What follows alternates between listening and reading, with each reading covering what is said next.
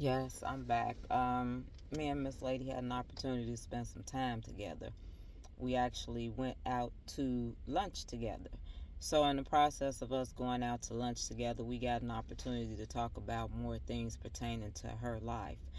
One of the things that Miss Lady said to me that I found kind of humorous was that she said, I wish I had the time to record some of these things that I'm talking about. She said, because to me, some of these things that I'm talking about, they're recipes. And with these recipes, she said, they also remind me, she said, of pamphlets.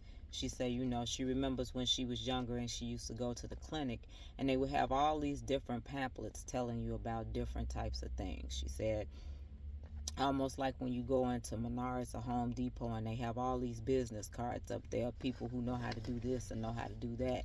She said the pamphlets were informative information. They would tell you about pregnancy, they would tell you about STDs, they would tell you about donating blood. They would tell you about all types of different things that a person might experience all throughout life. She said, and it was up to you if you wanted those pamphlets or not. She said, so the information that I'm giving out, the pamphlets that I'm passing out, is up to you to decide on if you want the information or not, if you want to utilize the information or not, if the information is helpful to you or not. She said, but she knows that in me telling her story, she knows that a lot of people are going to hear about it. And a lot of people are going to wonder, why now, Miss Lady? And she said, why not now? And she said, a lot of people are going to wonder about, why are you telling your business? And she said, why not? Once again, somebody's already been telling my business. She said she remembers a time when somebody decided that they wanted to tell her business because they thought that it was a secret. She said, but it wasn't a secret. It was just that they didn't know, or they thought that what they knew was a secret because they didn't talk to her. She didn't talk to them, so of course they probably thought it was a secret. She said, but it wasn't. It wasn't anything that she felt shamed about, and they couldn't shame her about it. She said, but that's a story that she'll talk to me about a little later. So, in talking to Miss Lady said that what she wanted to mention or let others know is that she said, let me tell you something, and I want to get a little deep, she said, and I hope that this is safe, a safe space for all of us, a safe space for me and you to have these conversations. She said, but I want to let you know that in that trauma comes side effects. She said they talk about statistically and however, whatever the word is for it, Miss Lady said. She said, but they have a lot of things that they say that girls who are molested will become promiscuous. She said they will become unwed mothers. They will have children early. They talk about how they might even become drug addicted. She said, yes, a few of those categories I did fall in. She said, and they say a lot of other things about them. She said, but I'm going to tell you about some things that I experienced. She said, Miss Lady said, I know some people experience self harming. She said, I experienced self harming, but I didn't experience self harming to the fact of being cut or cutting on myself. My self harming was the way in which I treated myself or I allowed others to treat me. She said one of the things that I began to do is I became a nail biter. She said I used to bite my fingernails down to the point that they would be literally bleeding. And you know how you get that little skin on them, and I would pick at it until I had sores around my fingernails, my fingertips, my cuticles. She said I would bite my nails so much, I never even thought my nails could grow because I would bite them. She said, and people would just pass that off as, oh, she's got some type of nervous condition going on. They knew it was some type of nervous condition, but they didn't know what type of nervous condition, and they didn't bother to investigate it either. She said that, one of the other things that she went through was she did begin to use drugs. Her drug of choice was marijuana or weed or smoking that stuff, as my grandfather would say, she said at that time she used it a lot. She said that she still uses today, but not like she did then. That her usage has changed a whole lot, and that eventually her usage of it is going to stop, completely stop. Just she will no longer have the desire for it. So she will no longer need that as a coping method, or um yeah, as a coping method. So Miss Lady went on to say that the other things that she did is her lips. Her lips. She said, people think that my lips are like this because I'm a smoker. She said, but my lips are not like this because I'm a smoker. This is what the lady said. She said, my lips are like this because, along with biting fingernails, I would pick at my lips. The skin on my lips would get dry, and as opposed to using chapstick for my lips, I would pick at the skin on my lips. I would pick at the skin on my lips until my lips would bleed. And when they would heal, I would pick at that skin. And it gave, Miss Lady said, it gave me some sense of gratification.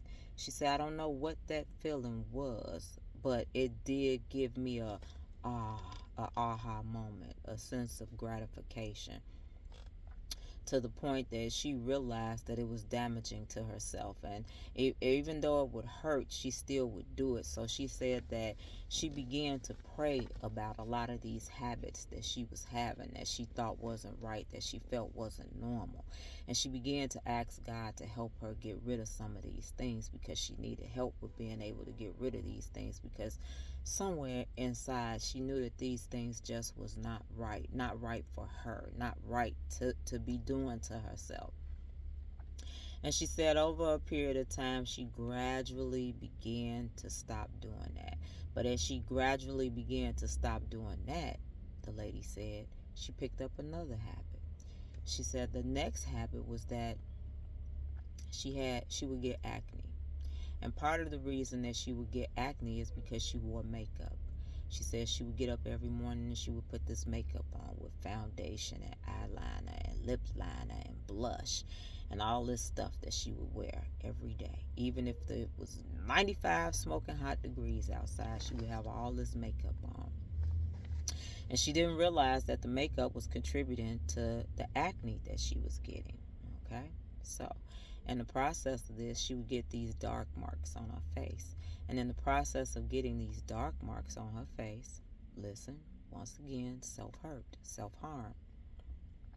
She would pick at it and pick at it and pick at it and pick at it and pick at it and pick at it until it would turn black. It didn't stop there. It would get a scab on it, and she would pick at the scab, and it would burn when she picked the scab off. And then she'd wait for the scab to get back on there, and she'd pick it off again, and it would burn. It would hurt, and it would bleed sometimes. And she would pick it off again, and she would do this constantly. She had all types of marks and scars on her face from her picking at her skin, from her picking at her face, not knowing that this is the face that everybody's going to see, not even paying attention to the fact that that was the face that everybody was going to be looking at. So now the makeup was also another way to cover up the marks. But in the process of using the makeup to cover up the marks, the makeup is also creating a situation. She didn't know. She just knew she was trying to release some of that inside pain that she was feeling, some of that internalized pain that she was going through. She said another thing that she used to do during the process of this was things that she would say. Things that she would say to herself about herself that were nowhere near truth, that didn't have any truth to them whatsoever. None whatsoever. None whatsoever. She said that she went through a lot of things. A lot of things. She said, but the one thing that she wants people to know is that as she tells these stories, that she's got nothing but joy now. Nothing but joy all down, deep down in her heart and soul. And that the love that she has for herself is awesome, unmatched, can't be matched, can't be found, can't be given. That the only person that is giving it to her is God, and that she's happy and appreciative about it. She said she went on to later on continue to do some of those self-harming things to herself, but as time went on, they began to stop and change, but she found other ways to do other things to herself. And those things were not nice at all. And she stopped there because that got to a heightened point. And the lady said that she had to save the rest for another time because she couldn't go any further. That this was as far as she could go for right now, for today. That maybe tomorrow, maybe Monday, maybe Tuesday, maybe Wednesday, maybe Thursday, maybe Friday, maybe Saturday, maybe Sunday, who knows? She'll be able to talk about a little bit more. But in the meantime, she wanted to take a rest. And I understood, because sometimes when you're talking about things, they can bring up a thing that you're talking about a thing. And sometimes you need to take a deep breath and take a rest until you're able to finish the conversation at a later date. She said that in talking about these things, she wants to let people also know that no matter what, God gets the glory. That yes, she had times when she was upset with the Lord, angry with the Lord, furious with the Lord. But she got past that too. God's been good to her. She said thank you and have a great day.